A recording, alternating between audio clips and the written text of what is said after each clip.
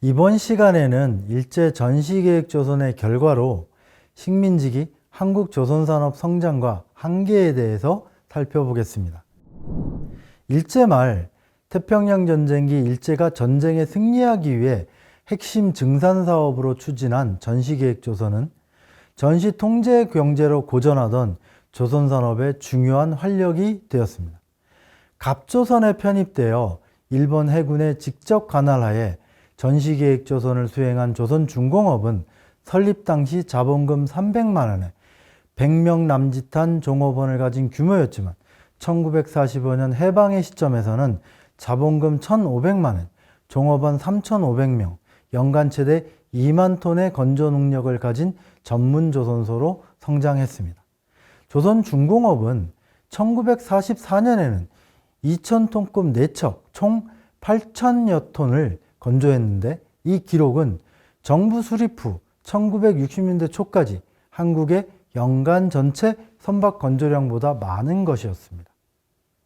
설립 후 폐정까지의 기간이 불과 8년 정도였으므로 조선중공업의 이와 같은 성장은 분명 두드러진 것이었다고 할 수 있습니다. 전시계획조선 갑조선 수행공장으로 선정되어 기계공장에서 선박용 엔진과 잠수정을 만드는 조선소로 변신한 조선기계 제작수도 해군의 지원하에 선박용 엔진을 제작하고 육군의 지원을 받아 잠수정을 대량으로 생산하기 위한 대규모 시설 확충과 인력 확충이 있었습니다. 조선총독부가 일본 최신성의 위임을 받아 실시한 전시계획조선 을조선의 경우도 국내 연안에 산재한 영세한 조선소들을 통합시키고 활발한 선박 건조 활동을 할 수 있었습니다. 그리고 조선공업 주식회사에서 보듯이 목선 양산이라는 국책의 파도를 타고 전근대적 성격을 가진 대규모 조선소의 신설도 이루어졌습니다. 이렇듯 태평양 전쟁기에 접어들어 한국의 조선산업은 전시계획조선을 계기로 그 이전과 비교하여 양적 질적 성장을 보였음은 분명합니다. 물론 이들 조선소 대부분이 일본인이 경영하는 조선소였지만 한국인 경영 조선소도 없었던 것은 아닙니다.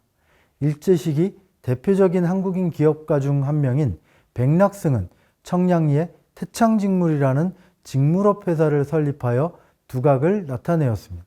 그는 1942년 일본 무연탄 제철 주식회사를 설립하여 제철 사업을 시작하였고 다시 1944년 4월 설립된 강원조선 주식회사를 인수하여 조선산업에도 진출하였습니다. 이 강원조선은 조선총독부 을조선을 수행하는 조선소로 강원도 장전항의 2개 조선소와 원산의 1개 철공소가 합동하여 설립된 조선소입니다. 조선총독부가 전시계획조선을 원활히 수행하기 위해 기존 조선소의 통합정책을 추진하였음은 이미 말씀드렸었는데 그 결과물이기도 합니다. 백낙승은 이 조선소에 조선식산은행으로부터 자본금을 조달하여 125만 엔을 투자, 경영권을 인수하고 생산시설 확충을 추진하였습니다. 강원조선은 시설 확장을 통해 연간 생산 능력으로 전시계획조선 150톤급 목선 60척, 100톤 부선 50척, 전시계획조선 수리 200척, 기관 생산 75마력 60기, 기관 수리 8,000마력을 갖추는 것을 목표로 하였습니다. 물론 일본의 패전이 임박한 상황에서 필요 기자재의 공급난을 극복하지 못했고 그 결과 시설 확충도 미완성인 상황에서 전시표준선 150톤급 4척과 부선 2척을 건조한 상황에서 해방을 맞았습니다.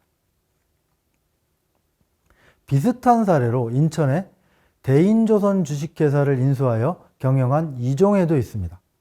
이 사람은 일제 시기 동아 합동목재 주식회사를 경영한 목재업자였습니다. 조선총독부가 일본 신흥재벌 일본질소를 끌어들여 부정강과 장진강에 수력 발전소를 건설할 때 건설에 필요한 목재를 공급하여 돈을 번 인물입니다. 그가 태평양 전쟁기 인천에 대인조선이라는 조선소를 인수하여 전시계획조선에 뛰어든 것입니다. 조선총독부가 주관하는 전시계획 을조선은 기본적으로 목조 화물선 건조가 중심이기 때문에 목재업자인 이종해가 볼 때 승산이 있는 비즈니스로 본 것 같습니다. 이종해는 대인조선을 인수하여 시설을 확장하고 전시계획조선에 150톤급 화물선 건조를 추진하였습니다.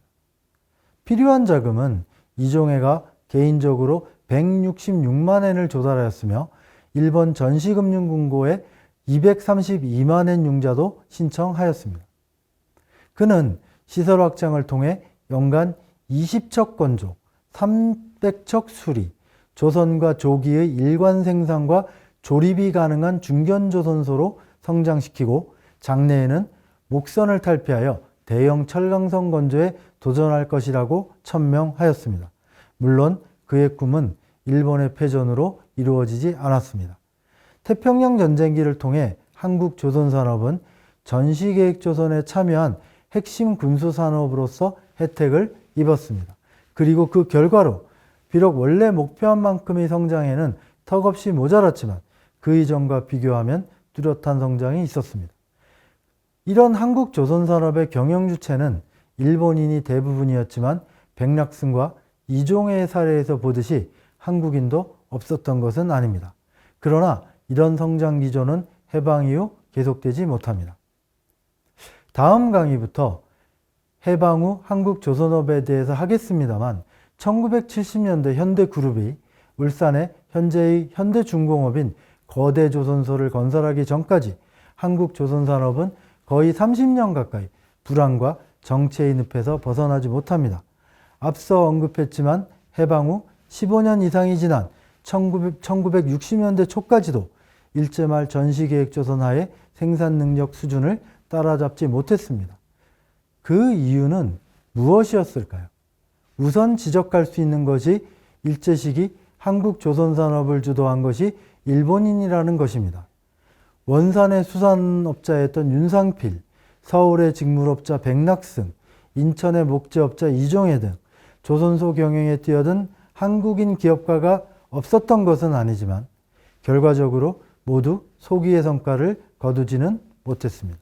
결국 일제시기 한국 조선산업은 일본인들에 의해 사실상 독점되어 있는 상황에서 성장했고 일제의 패전으로 이들이 일본으로 돌아간 이후 한국에는 이들이 남기고 간 조선소 설비 그리고 여기서 일한 노동자들만이 남았습니다.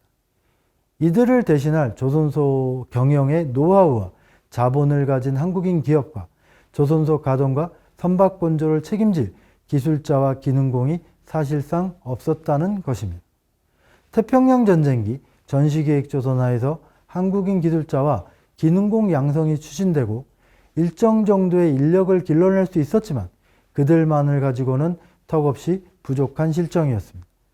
철강선 건조의 가장 중요한 자재인 철강제만 하더라도 일본에서 수입하지 못할 경우 경미포 제철소에서 가지고 와야 했으나 남북 분단으로 가능하지 않게 되었습니다. 우리를 위해서 한 것은 아니지만 일본인들이 부산 영도의 조선 중공업을 필두로 전국 각지에 조선소를 남겨두고 그들의 나라로 돌아갔지만 이를 가동하여 선박을 만들 수 있는 인프라와 기술, 경영 능력이 일본인들과 함께 일본으로 같이 철수한 것입니다. 선박을 발주하는 해운과 어업의 시장도 마찬가지입니다. 여기도 일본인이 철수한 이후 회사 사무실 등 부동산 건물과 그들이 미처 가져가지 못한 일부 선박이 남았습니다. 한국 정부에 의해 이들 일본인 재산들이 한국인들에게 불화되면서 소유자가 생겼지만 이들이 돈을 벌어서 새로운 선박을 국내 조선소에 발주하는 것은 아주 긴 시간이 필요했습니다. 자본이 빈약한 이들의 입장에서는 1920년대와의 상황과 마찬가지로 국내에서 비싸고 성능이 떨어지는 선박을 건조하기보단 일본을 비롯한 외국에서 중고선을 도입하는 것이 훨씬 이익인 시대가 꽤 오랫동안 지속되었기 때문입니다.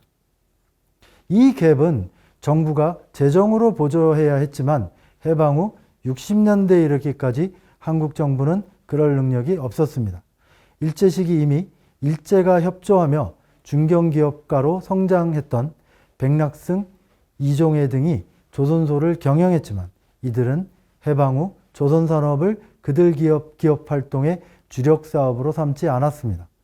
우리나라 최초의 재벌로 불리며 1950년대 승승장구했던 백낙승은 다시 직물업자로 돌아갔습니다. 일제시기 한국조선산업과 해방 후 한국조선산업의 거리를 단적으로 보여준다고 하겠습니다.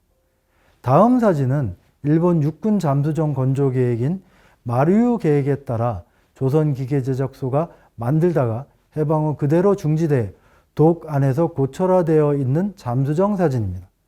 이 상태는 한국전쟁 발발 시까지 유지되었습니다.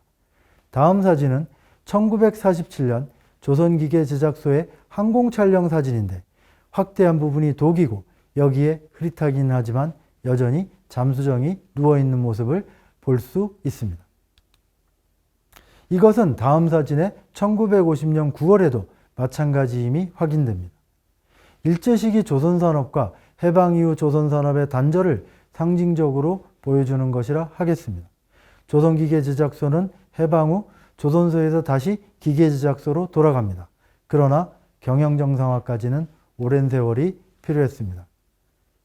결국 조선산업의 육성은 일본의 식민지 유산이 남기는 했지만 이들과 민간이 결합하여 성장하는 것이 아닌 정부가 재정을 가지고 전략적으로 육성해야 하는 산업의 영역으로 회귀하였습니다.